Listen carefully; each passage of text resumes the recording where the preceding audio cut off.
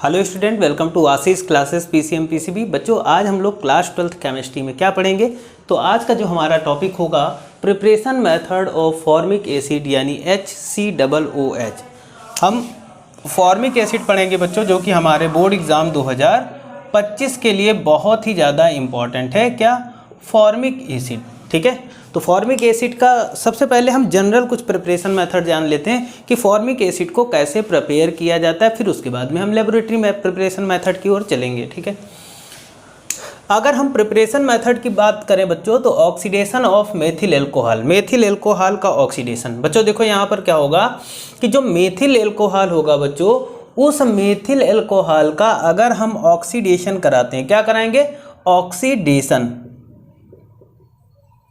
Oxidation. तो अगर हम मेथिल एल्कोहल का ऑक्सीडेशन करेंगे तो यहाँ पर क्या बनेगा? फॉर्मेल्डिहाइड। बच्चों क्या बनेगा? फॉर्मेल्डिहाइड।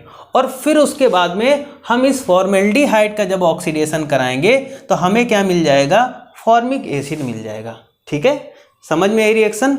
कोई डाउट हो तो कमेंट करके जरूर पूछिएगा। ठीक है, पॉइंट नंबर 2, कैनिजारो रिएक्शन। देखो, कैनिजारो रिएक्शन नेमिंग रिएक्शन है और इम्पॉर्टेंट रिएक्शन है बच्चों, आपके क्लास 12th बोर्ड एग्जाम के लिए इम्पॉर्टेंट रिएक्शन है। कैनिजारो रिएक्शन में क्या होता है बच्चों? यहाँ पर फॉर्मेल्डिहाइड के 2 मॉलिक्यूल सोडियम हाइड्रोक्साइड के साथ रिएक्शन करते हैं, और जब रिएक्शन करते हैं तो यहाँ पर क्या बनेगा बच्चों? यहाँ पर बनता है sodium format, HCOONA, sodium format और मेथिल एल्कोहल बनता है। फिर ये जो सोडियम फॉर्मेट है, इस सोडियम फॉर्मेट का किसी एसिड की प्रेजेंस में हम क्या कराते हैं बच्चों? इसको हाइड्रोलाइसिस कराते हैं। तो जब हम इसका हाइड्रोलाइसिस कराएंगे सोडियम फॉर्मेट का in the presence of acid, तो यहाँ पर हमें क्या मिल गया? फॉर्मिक एसिड मिल गया। ठीक है, समझ में आ गया? अब देखो, थर्ड पॉइंट आ जाता है bye hydrolysis of hydrogen cyanide. Hydrogen cyanide का हाइड्रोलाइसिस करने पर, तो ये हमारे पास हाइड्रोजन साइनाइड है और इसका जब हम किसी एसिड की प्रेजेंस में हाइड्रोलाइसिस कराएंगे तो फॉर्मिक एसिड और NH3 यानी अमोनिया बन जाएगा। तो ये भी एक प्रिपरेशन मेथड है जो कि इम्पोर्टेंट प्रिपरेशन मेथड है। फोर्थ नंबर प्रिपरेशन मेथड क्या है? Hydrolysis of chloroform. ठीक है, CH-Cl3 जो कि क्लोरोफॉर्म है, और इसको क्या करेंगे? इसकी रिएक्शन हम 4NaOH के साथ कराएंगे, यानी सोडियम हाइड्रोक्साइड के साथ कराएंगे, तो सोडियम फॉर्मेट बनेगा और 3NaCl और 2H2O भी बनेगा।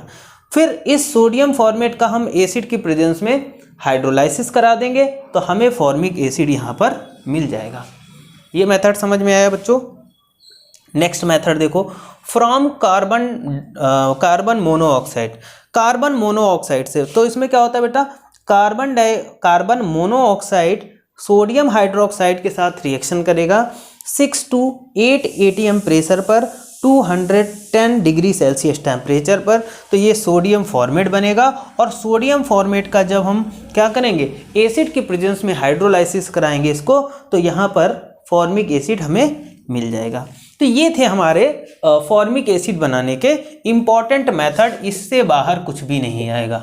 ठीक है बच्चों, ये बहुत ही इंपॉर्टेंट मेथड हैं। अब हम लेबोरेटरी प्रिपरेशन मेथड देखते हैं कि लैब में हम फॉर्मिक एसिड कैसे बनाते हैं। तो लैब में फॉर्मिक एसिड बनाने के लिए बच्चों कुछ इस तरीके से ये पूरा एक इंस्ट्रूमेंट होता है ना। और इसमें क्या होता है बच्चों? यहाँ पर एक राउंड फ्लास्क है, डायग्राम अच्छा नहीं बना लेकिन समझाने भर का है। ठीक है, राउंड फ्लास्क लेते हैं और उसको स्टैंड से इस तरीके से सेट कर देते हैं, और यहाँ पर एक बर्नर लगाते हैं जिससे हम फ्लास्क को गर्म कर देते हैं।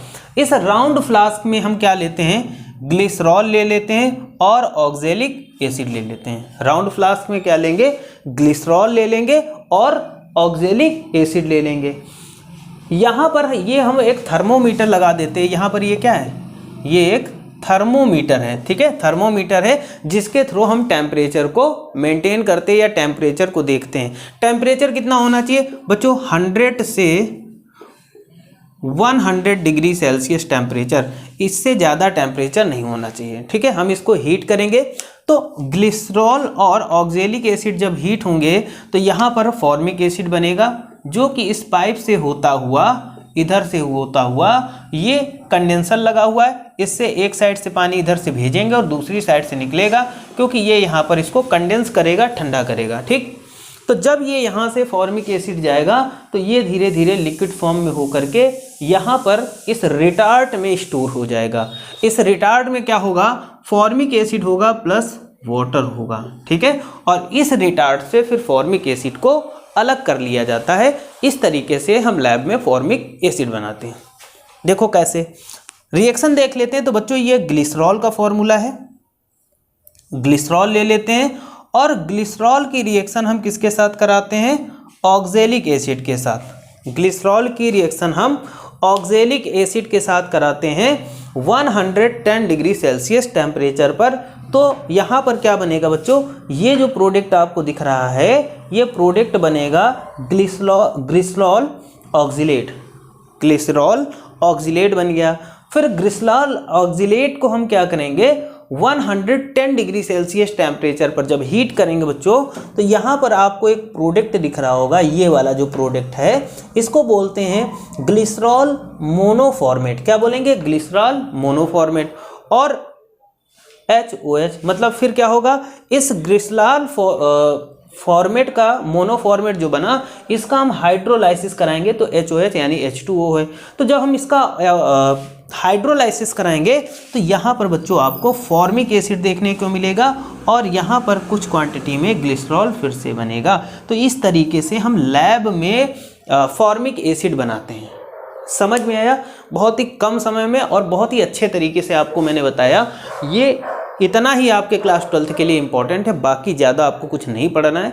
आज के लेक्चर में इतना ही रखते हैं, मिलते हैं नेक्स्ट क्लास में एक नए टॉपिक के साथ। Thank you for this class.